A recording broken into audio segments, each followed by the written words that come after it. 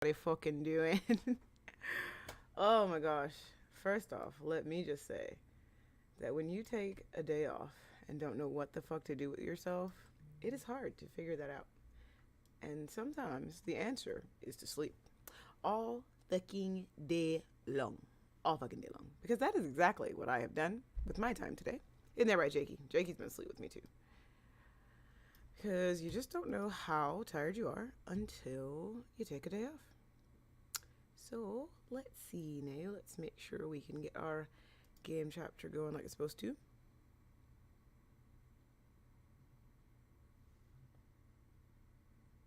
Sounds like y'all can't really hear the game. I don't know what's been going on with my sound lately, but it's been fucking annoying. Just real fucking annoying. But I think I'm gonna have to hit restore and hit go back to an earlier point on here because this fucking sucks and I am not with it. Not at all.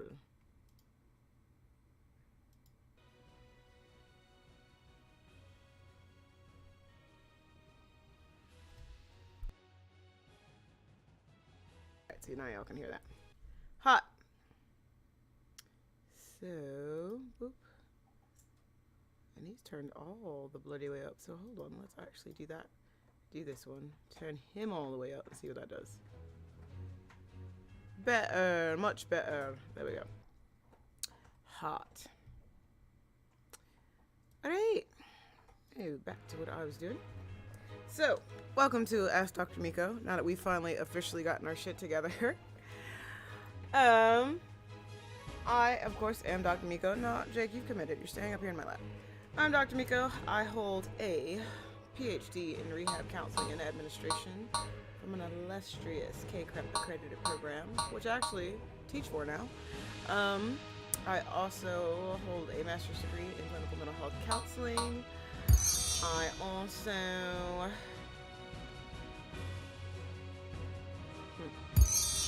I'm also a licensed clinical mental health counselor in my state. I'm also, gosh, I got a lot of fucking alphabet soup behind my name. Certified rehab counselor. Recently passed my master addictions counselor exam, so I'm one of those also. So that shit is awesome. So, where the fuck were we? We already did most of this. Ooh, a spaceship.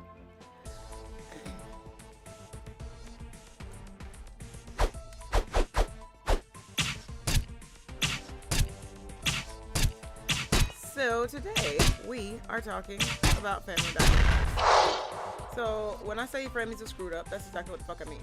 I don't mean that any slight against you and your peoples. I just mean that family dynamics have a way of being awry, and that is why most of us collectively feel like, dang, my family's screwed up, or something just feels not right. Does everybody's family go through this? The answer is yes. The answer is completely yes, okay? And so we're gonna tell you why. So first off, let us define family dynamics, right? So family dynamics, the best way I can put this in layman's terms is how the machine that is your family functions. What the moving parts are, what the relationships are, who pushes, who pulls, who is the glue, who is the dissolving solution, who's the problem, who's the front man, all of that shit. That is what family dynamics is. So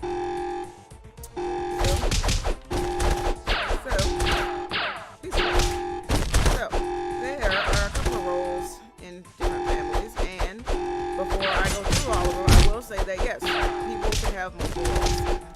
Okay? That's there's nothing that says nope, this person is like that forever. That's the other thing too, is a lot of people think that and things have always been this way, that it has to stay that way. That's just simply not true. But we'll get into that in a little bit. So, that being said, let's talk about roles in the family, right? And I mean, put yourself in these, right? There's nothing wrong with it. This is just how you learn to adapt and what your job is in the machine that is your family. Hey, boy, wonder, where you just done?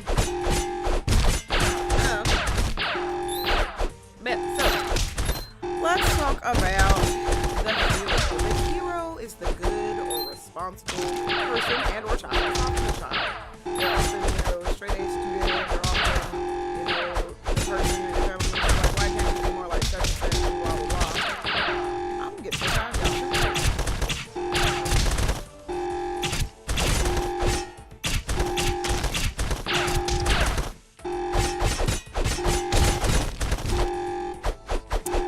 But they're also often the good or the responsible child or whatever. They're a high achiever.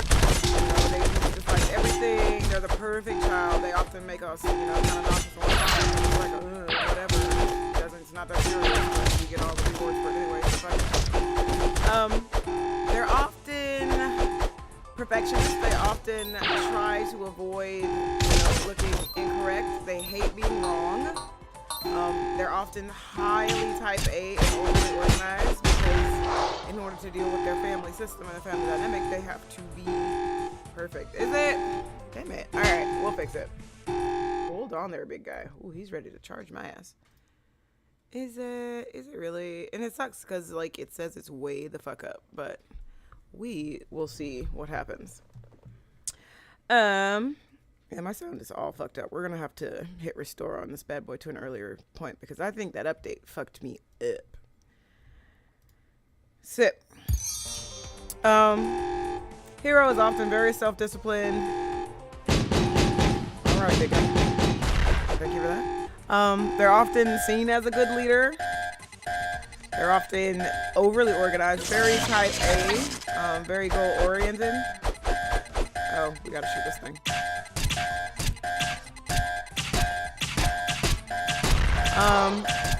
And they often have problems relaxing or just kind of allowing other people to be right. Y'all gonna let me get up or no? Bastard.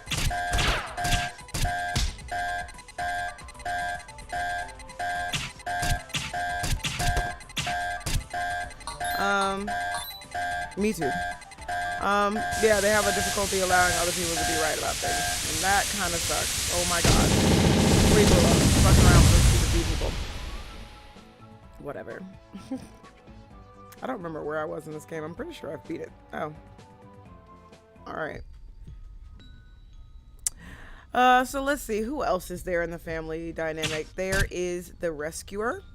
A person that jumps in and rescues every fucking body. It doesn't matter if they're wrong. It doesn't matter if they're right. They just like, oh my gosh, no, you guys, stop fighting. Oh, why hello everyone. Oh, okay.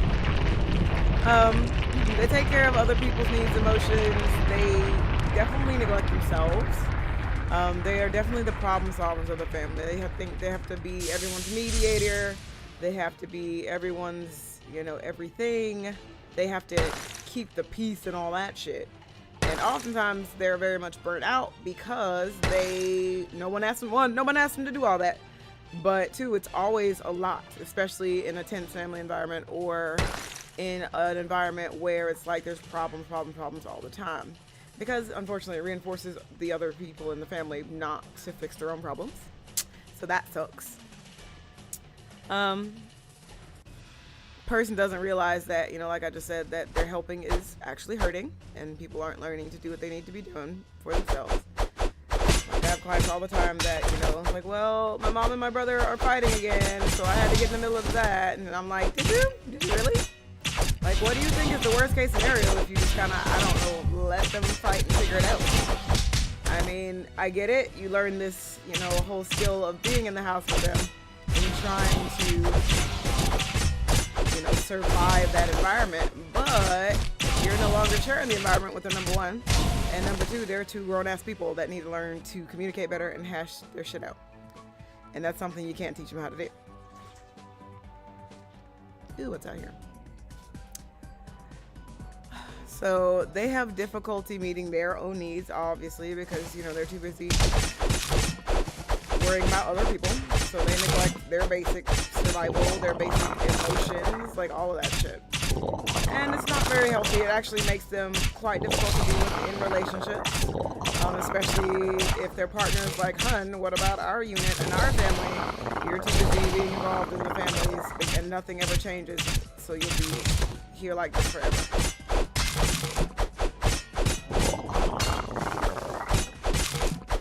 Damn, fish people. So, also comes along with a lot of guilt, simply because things don't change. It also comes with a lot of, you know, upset because it's like, because things don't change and I'm doing all these things, it's my fault that things aren't getting better. When in actuality, it's really not. It's the other two people who are, you know, just get their shit together. Ooh, chicken. So, mediator. The mediator is kind of like the rescuer type. Like other family members, I mean, it kind of goes along with that, you know, trying to get each other to play nice with everybody or getting each other to leave each other alone. It often looks like one person will come to you and say what's been going on. The other person will come to you and say what's going on, and then you know, not necessarily ship them in a way, but you give them each other's answers to figure out their problem instead of letting them learn that and hash it out. And so it's more so like, such and such is mad at me and this, that, and the other, and I'm feeling hurt, and now that you've got all the behind the scenes information, you go and share it with the other person and tell them exactly what they need to do to fix it. And that's not helpful because you'll be doing that forever if you don't change. So, mediator does a lot of the emotional carrying in the family to just kind of avoid that emotional tension, because if people can't regulate their own emotions, then it gets sloppy, messy, and everyone's reactive and hurts everyone's feelings all the time. Oh my god, he tried to eat me.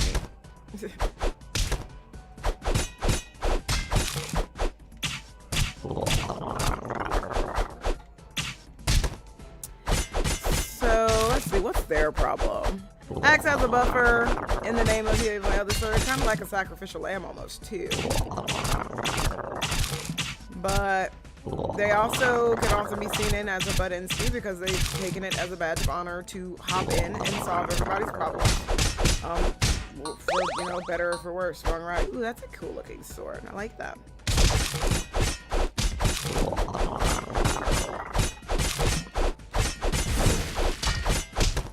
Wow.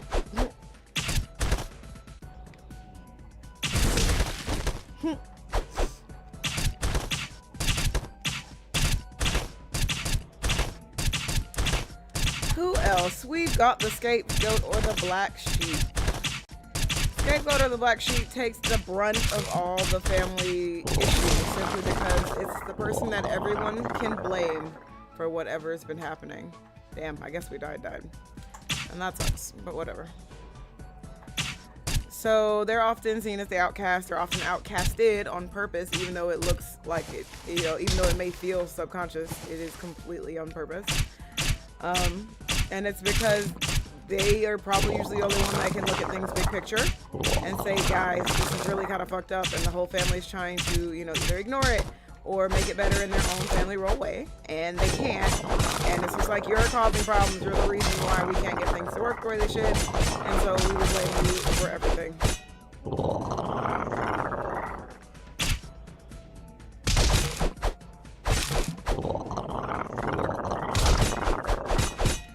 So they're often outcasted, they're often not supported emotionally, they're often blamed. Everything they do is either extremely wrong or just unwanted or unacknowledged, even if it's good. It's usually the number one person in need of treatment because it's like you've been outcasted from a system that was supposed to embrace you in the first place, and that really fucking sucks. And it's like with that you learn, you know, that you can't really trust people that are supposed to care about you. You can't let people be close to you in general. It's like you learn a whole bunch of crap that needs to be undone at that point, and it's really hard to undo because, you know, our families are the first batch of people we learn and mirror our patterns after. And to discover and learn such rules like, oh, I'm unlovable because this, that, and the other, it really fucking sucks.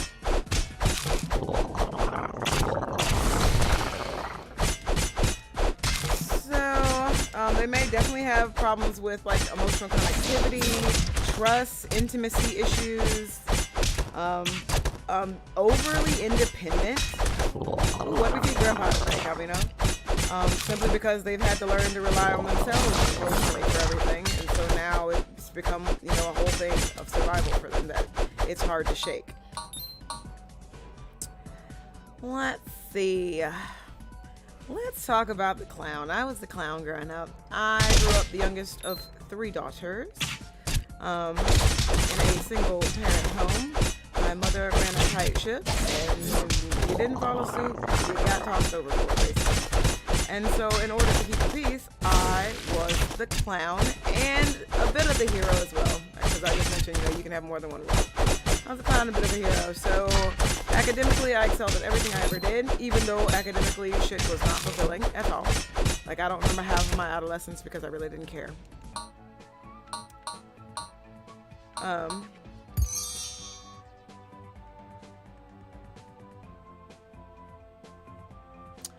And so, ooh, actually, let's go to the arena. I just feel like a bunch of beat 'em up stuff. So as the clown, that means that you had to keep the people entertained all the time so that they would forget about their troubles. And that's why I can do so many voices and, you know, completely Jim Carrey myself down a flight of stairs and be okay to make people laugh. So it also, you know, now granted, these roles are often, you know, just, they're not necessarily pre-selected. People kind of have to adapt to these roles in the family, you know, for various factors of influence. Like, one, we probably grew up on, you know, the complete just below the line of poverty. Like, either too far from it, mom either made too much to qualify to be on the poverty line, but it still wasn't enough. But either way, we were paycheck. Single mom, 3 kids, that don't go too far. So, with that, a lot of that influenced us to, just kind of know your role, shut your mouth, and do what you're supposed to do. One of those things being, we were all ladies in my house, which means, societally speaking, we are targeted for everything we do. So risk taking wasn't a thing, going out wasn't a thing. We basically stayed in the house all the time. And so that definitely creates tension. House full of women, everyone's menstruating. Oh, definitely. House full of women, that is dangerous territory. So lots of tension. And so my role as a clown was required to not only, cut through the tension, but also to, keep people entertained and help them, emotionally survive by keeping things lighthearted. So making people laugh was a thing. Telling ridiculous jokes was a thing. Wearing ridiculous outfits and having several personalities, I have lost count how many people are in here, was a thing. So being the clown simply means helping people ease their tensions with all the problems, either between each other or just, outside factors, and kind of help everybody feel good about a bad situation. Ooh, spaghetti. That's hot. Let's see if Mom will make this spaghetti. She made some the other day. It was bomb. So, who else is there? Then we got the lost child, which can often be the scapegoat or the black sheep as well. So the lost child is the quiet child. It's often the middle child too, because if you're a middle child, you'll probably notice just some level of neglecting your family system. So middle children are often, you better dance, Red. So the middle child often be ignored until that just, leads them to say, okay, well, I'll just keep to myself. I don't want to be a bother. They're subservient, so they don't make waves. Is it? Fuck. And it's stupid because I just finally got the desktop audio to work. Because, last night was pretty stupid. And it didn't work at all. Desktop audio 2. Let's try on that one. Do. Hot. Alright, let's try that. Boop. But yeah, lost child is often subservient. They don't make waves or anything like that. They just kind of, that's the last herd out of you? That's nasty. Hi, kitty.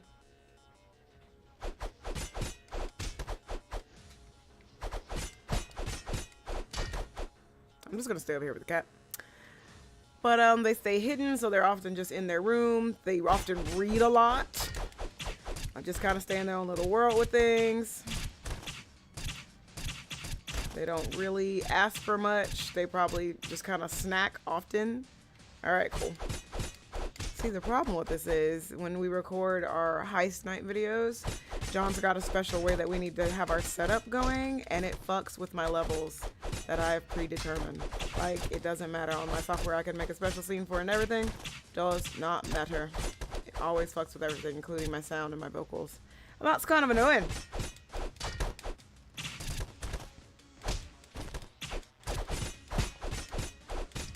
What I might actually start doing is doing it on my streaming desktop instead of my laptop. That way I don't have to fucking change anything. I think that might be what I'll work on my next couple of days off. So let's see, who have we not talked about yet? The enabler. That one's often problematic because they just wake up and choose violence every day, basically. The neighbor's like, fucking do it. I don't even care. Just do something different to keep things from being, droll and the same.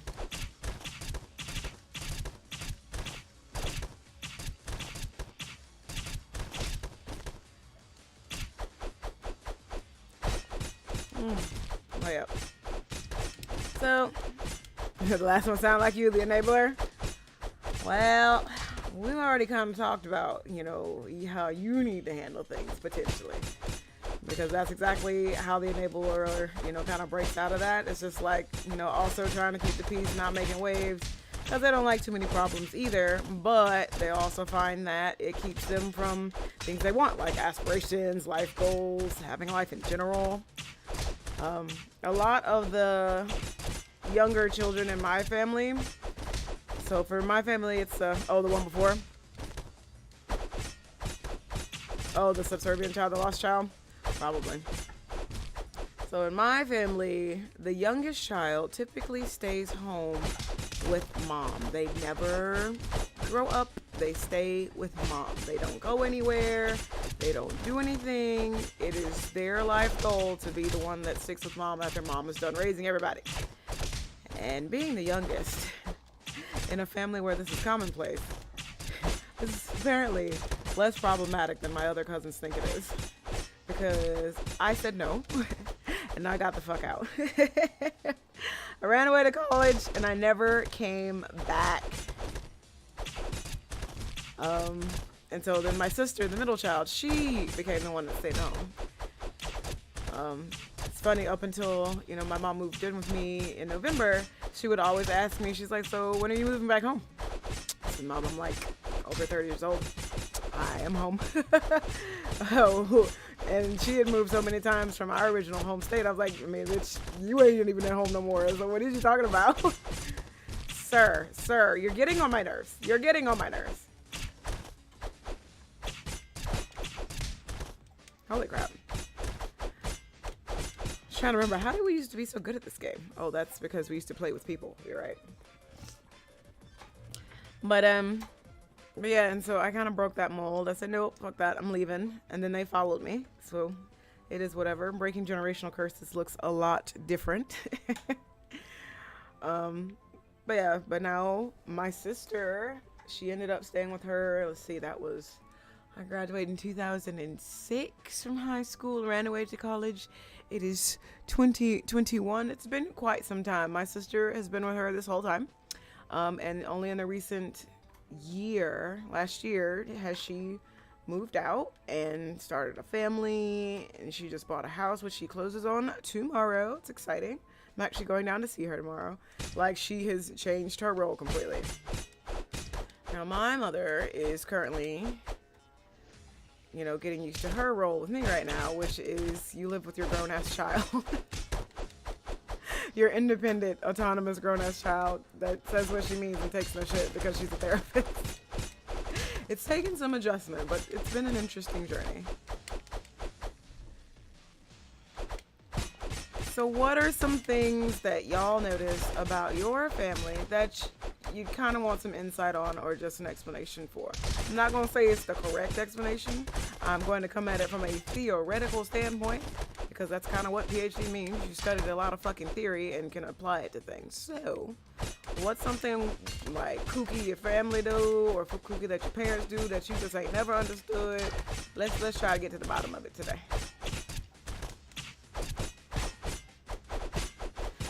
Another thing about me, which a couple people I know can relate to me, is, not only did I grow up in a single parent home, but a southern black single parent home. Oh yeah. Where, trying to share experiences and broadening horizons is looked at as disrespect for elders and all that shit.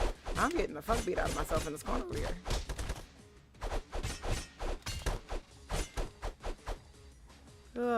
So that was a thing. And then, the more educated you get, the more disrespectful you sound, apparently.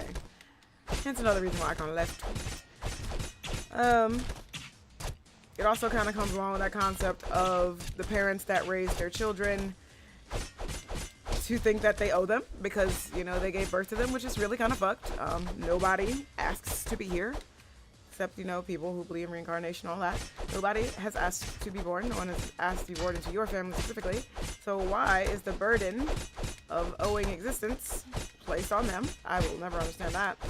But in my opinion, professionally and theoretically, I feel like it comes from a lot of just kind of outside factors. One, because no one has ever taught someone how to parent. It's just something that we've done and based off our experience of what we liked versus what we disliked, as well as things that just kind of feel familiar, so we do. Which is a thing that kind of terrifies me about being a parent, honestly. Ow, bitch. You just slapped the shit out of me.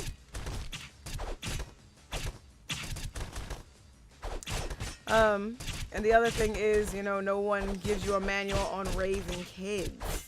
See, parenting and raising kids is two different things. Because with parenting, that just comes along with, how you decide to work with your partner around raising kids, how you decide to handle problems, how you decide blah, blah, blah. And raising more so is instilling values, beliefs, and behaviors in your kids.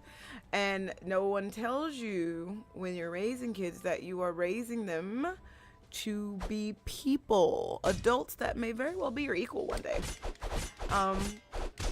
Small other side and little tidbit about me, I totes enjoy just kind of the idea of becoming a parent, simply because, not just because, oh my god, the miracle of birth and all that, and kids are great, but more so because you are in a position where you can consciously choose, because a lot of people don't think it's a conscious choice, can consciously choose to give away a piece of your identity and reshape it to raise this tiny person that may or may not like you at the end and may be an asshole. I think that's the coolest shit ever. Like, that's the biggest gamble that you could ever do in life to me, and it's magical.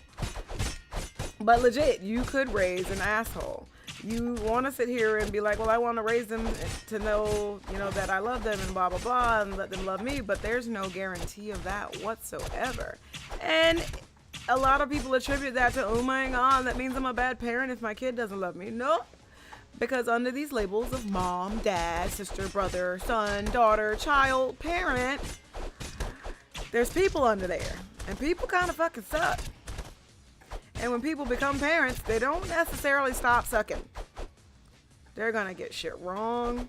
They're not going to know how to apologize for shit, or whether it's, appropriate to apologize for shit. Which is also why I like couples therapy so much too, is because communication is hella bomb fucking important. Because if you can't communicate with your partner and defend your partner unit, how are you going to communicate with your child and procreate with this person? Be on the same page with your partner and help this thing you've created survive until it can go out on its own. A thing that may or may not grow up to be an asshole that likes you or not. That's a lot of emotional things to bear. That's a lot of moving parts. That's a lot. And I don't think people really take that into account. Which is probably another reason why I'm just kind of on the fence about, I don't know if I want kids. It's a lot of fucking responsibility. Because I've just kind of boiled it down to a formula, per se, because that's just the kind of person I am. But, fucking cat.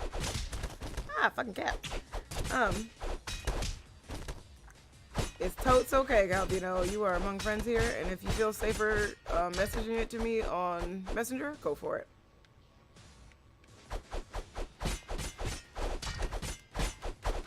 But other than that, another thing that is often need a bit of backstory. Alright. So, another thing with that, just kind of parenting in general is, if you can't, emotionally regulate yourself individually and, in a relationship, then you're going to have some problems raising kids. Because while, you've created this being, you're responsible for this entity's survival, they become your everything, as some people like to say. That's a lot of expectation to put on someone learning to exist and someone who's never existed. That's a lot. That's a whole lot. Simply because you're working with a clean slate. And that's a lot of expectation. That's the best way I can put it. It's a lot of expectation. And so for you to feel some kind of way because the child says mama or dada first or whatever, that's problematic. You're getting emotionally reactive to a being that doesn't even know that it has hurt your feelings. And, then you start to get a bit more reactive to that. And so learning that it is sometimes not even about you becomes key. And a lot of times we don't get to that point.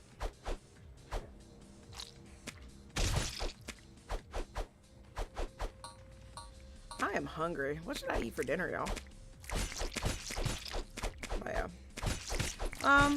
Other just kind of random roles in families include, people like instigators, people that just kind of want to cause problems because drama is life. These people often, grow up and stay in that role even outside of the family, in friendships and friend circles and groups and things like that. And it's just like, what is the beat here? What is your deal? And part of that is because the focus is not on them. The focus is, on the drama. And so it's like I can feel okay knowing that I'm not causing problems. Ew. I'm not causing problems, but this thing that I brought up is causing problems. So there's that. The role in your family that you grow up in does, tend to affect you growing up because sometimes you never leave them, like we mentioned before. Ooh, burgers. Hot. Ooh, burgers actually don't sound too bad. Porterhouse Burgers is right up the road, and it is Monday night. It's $5 burger day. So, oh my god, that's a lot of bats. That's a lot of bat poop. He's trying to lick me. So for, the lost child to get into a relationship or even friendships, because that's where it comes out the most, means that, they often question or doubt themselves, especially when they get into a place that is, comfortable. It's like, holy crap, people are starting to value me for who I am. Is this really what's happening or something else? Oh my god, fucking bats. Get out of the bat cave. I'm gonna die. Apparently, I'm just not hitting the X button fast enough. What's good, Apollo? I am just stuck in this hole. This is that bad bullshit right here. But yeah, so lost child, they tend to feel, disingenuine in relationships because it's just like, oh, I don't know if they really like me for me or not. Just kind of want to get out of this corner, y'all. Black sheep people that are in the black sheep role in their family. Oh, that's nasty. People are in the black sheep role when they start to, get into relationships, especially. It's difficult because now that they don't have anyone to rely on in their family, they also don't know, what red flags are. They don't know, okay, this relationship might be a little too messed up for you. Instead, they're like going by their own rules of, okay, I know I can't trust people I'm close to, but this person seems to love me right off the bat, and now I'm gonna cling to it for dear life. And that often gets messy. Ooh, let's go. Oh, I did not mean to hit that one. Let's go to the volcano arena. But any other questions just kind of about... Well, let's go to these. Damn it, I keep hitting the X button. Any questions about just family dynamics, anything like that? Why is my family so kooky? Why can't we get along? What gets in the way? Shit like that. And if you don't feel comfortable here, obviously hit me up on Messenger, either on Instagram at Myko or on the Face of Books. Or if you're lucky enough to have my personal cell number, feel free to text. Sir. Sir. Word?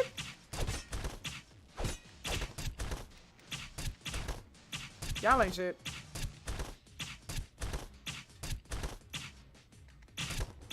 Piece of shit. Nah. Oh, don't you start this shit again.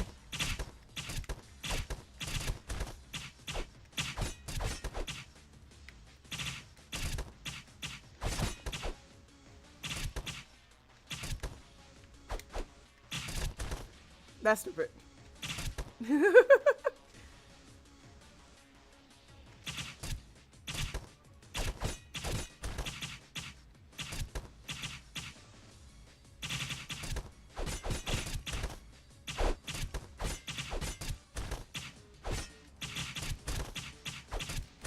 These arrow guys are getting on my fucking nerves. They're bullying me.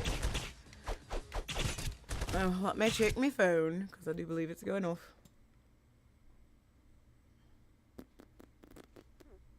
Shooby dooby doop doop doop doop doop. Alright, good question. So, asserting healthy boundaries with parental figures. Alright, so the thing about asserting healthy boundaries is, one, you gotta identify what you mean when you say healthy boundary, right? Healthy boundary does not mean, listen, I'm grown, leave me alone. It is actually kind of a mutual compromise. And one validates that sentiment without being rude as fuck and just kind of saying that. So that can look a lot like, tone of voice, pacing, how you're approaching, and, whether or not you recoil when you say it. So, especially like, okay, prime example, if your parent says something that is very hurtful and or offensive or whatever, you have every right to walk up and say, hey, do you remember that thing you said yesterday? It really kind of hurt my feelings, so on and so forth. Now, if they're not necessarily in a place, if they're all in a, my house, my rules kind of shit, and just not really as caring as you'd like them to be, you're going to get some pushback on this. I'm not going to lie to you about it. Because the thing about changing healthy boundaries is also that the other part of the party has to want to adapt to your new boundary. They have to want to help you with this. So, by saying that, calmly, sincerely, whatever, you may get out my face, ain't nothing wrong with you. And, you can either recoil or you can take it a step further and say, see, it's stuff like that. I feel like you're dismissing my feelings and it really hurts. By kind of holding your ground like that and holding that vulnerability, even though it is a tender spot to just kind of be in, you may see a difference. I've been defeated at it. So there's that. We can talk a bit more offline if you like. All right, so my brother and I don't have a good relationship because we grew up in different houses. How can you build a bridge because we don't talk much? So that's a great question, Calvino. So with that, it's about rebuilding the relationship in a different image by doing different behaviors. So because of the way y'all grew up, obviously apart, we've kind of learned that this dynamic is just kind of where we're at. We have to step outside of that dynamic, which means doing something a bit different that we haven't done before. So for me, for instance, when I wanted to, rebuild a relationship with my estranged father, I accepted the fact that, yes, I wanted this change. I wanted this different. So a lot of the lead work in the beginning is going to be on me. Reaching out in a different way than we usually don't do. It's going to be a bit hard to find that commonality bond right away. And so it's going to be a discouraging first couple of attempts. I'm not going to lie about that. But, just kind of coming up and saying that usually helps. Hey, I kind of wish we were closer. I understand we grew up different, but you're my brother. So, a lot of people don't feel like vulnerability is a worthy route, but vulnerability goes a long way because that shit haunts people's thoughts, to be honest. Because there's something about vulnerability that has an air of just kind of sincerity about it and validation that they're like, you know what? Okay, they'll think on it for 3 days or so. It's just really interesting, but that's whole psychology science shit. But stepping out, doing things you've never really done before. So reaching out and talking more. That could be via text. That could be via phone call once a month or once a week or something, just, hey, just wanted to check in on you, all that stuff. Because the second you start to model the behaviors that you want to see in that relationship, they also might pick up on that and be like, oh, okay, so this is something I can do with you. Cool. I'm going to start doing that. And it's it can be a very unspoken process, but it can also be vocal. Just some people just aren't very, good with being direct like that. So whatever fits, you just have to play around with that. But, if you want to start checking on your brother once a week via text, do that and see what, results you get. I mean, you may not feel like you have much to talk about, but that's usually where we kind of err communication wise anyways. We think we have to bring something to the table to talk about, and we don't. General curiosity in whom we're talking to is usually good enough because some people are good at talking about themselves, especially given the platform to be able to talk about themselves. So another thing with that is just kind of finding, with that curiosity, finding out about them, what they like, asking them about their upbringing. I know I had to be like 23 years old when I actually spoke to my older sisters like an actual person for the first time, and my mom. It's like you can grow up in the same house with these people, or you can be blood related and not know a single fucking thing about them, and that's kind of trash if you ask me. So with that, really get to know them as a person. If you got, personal interview questions you want to ask your siblings, fucking do that shit. Sure, it sounds a little weird, a little hokey, but if you don't know something and you want to know something, fucking ask, right?